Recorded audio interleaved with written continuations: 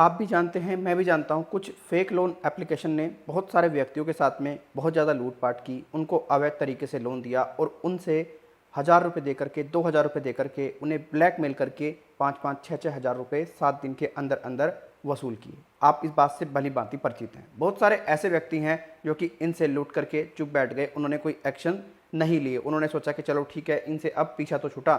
लेकिन कई व्यक्ति ऐसे मेरे देखने में आए हैं जो कि इन लोन एप्लीकेशंस के पीछे पड़े हुए हैं। अभी जस्ट मेरे एक सब्सक्राइबर ने मुझे ईमेल किया, सर मैंने 66 मोबाइल लोन एप्लीकेशन को पूरे तरीके से लूट लिया है। मैं बहुत ज़्यादा खुश था, और खुश भी क्यों था, क्योंकि मुझे अब उनका एक भी रुपया नहीं देना।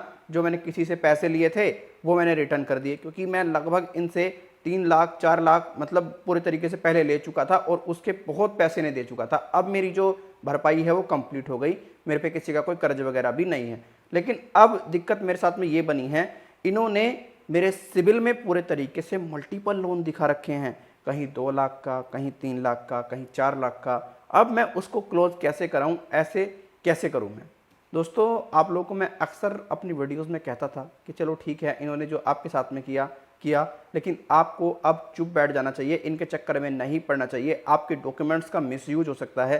ये चीज़ें मैंने आपको बहुत पहले कही थी, लेकिन बहुत सारे व्यक्ति ट्रस्ट ही नहीं करते, यार ये तो बस ऐसे ही बोल रहा है, और कुछ तथाकथित एडवाइजर्स के पास में चले जाते हैं, तथाकथित यूट्यूबर्स के पास में चले जाते हैं और उनके चक्कर में आकर के बर्बाद हो जाते हैं। अब आपको करना क्या है? अगर आपके साथ में कोई ऐसा इशू हो रहा है, आप सिविल को पूरे तरीके से इन्फॉर्म कीजिए। आप सिविल की वेबसाइट पे जाइए, वहाँ पर पूरे तरीके से बताइए कि देखिए भाई, मैंने ऐसे कोई लोन नहीं लिए हैं, और जो भी ये लोन अमाउंट दिखा रहा है, मेरे पास में कोई ऐसा अमाउंट रिसीव नहीं हुआ है, आप इसके बारे में जानकारी दें।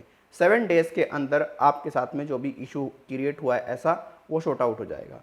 मैं तो यही कहता हूँ, देखिए अगर कोई व्यक्ति गलत है तो आप उसके साथ में गलत ना बने, आप कानून का पालन करें, जो हमारा इंडिया में कानून कहता है उसका सहयोग लें। अगर आपको किसी प्रकार की कोई दिक्कत परेशानी है, आप इलीगल एक्टिविटीज़ में इन्वॉल्व ना हों।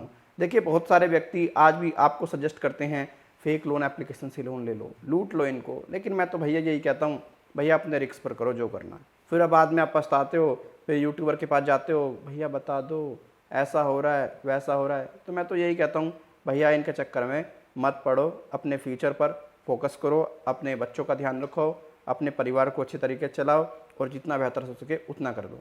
अब बहुत सारे व्यक्ति ऐसे होंगे कि भाई फेक लोन एप्लीकेशन तो ऐसा कर सकती हैं, वैसा कर सकती हैं। ये कुछ नहीं कर सकती, आपको सिर्फ ये डरा सकती हैं, धमका सकती हैं, प्रताड़ित करती हैं। अभी मेरे को एक व्यक्ति का कॉल आया था, उस पर पुराना नंबर होगा, सर 23 लोन एप्लीकेशन ने मेरे ऊपर केस कर दिया। मैं कह रहा हैं केस कर दिया? हाँ। मैंने कहा दिखा, नोटिस दिखा। कुछ भी नहीं है उस नोटिस में, फर्जी फेक। मैं कहा भाई मेरे तू ये बता, इतने टाइम से मेरे साथ में जुड़ा हुआ है और तू कह रहा 23 एप्लीकेशन ने लोन केस कर दिया। ये कुछ भी नहीं है भैया, फ्रॉड है। ये कहाँ से केस कर देंगी? इनका कोई रजिस्ट्रेशन नहीं है, ये कोई बैंक NBFC नहीं है, कैसे केस कर देंगी बता? तो ऐसे लोगों का बेवकूफ़ बनाया जाता है। आप फेक लोन एप्लीकेशन से अगर लोन लिए हैं, अगर ले चुके हैं, उनका एक भी रुपया आपको देने की ज़रूरत नहीं है। आप अपने परिवार में स्वस्थ रहें, टेंशन फ्री रहें।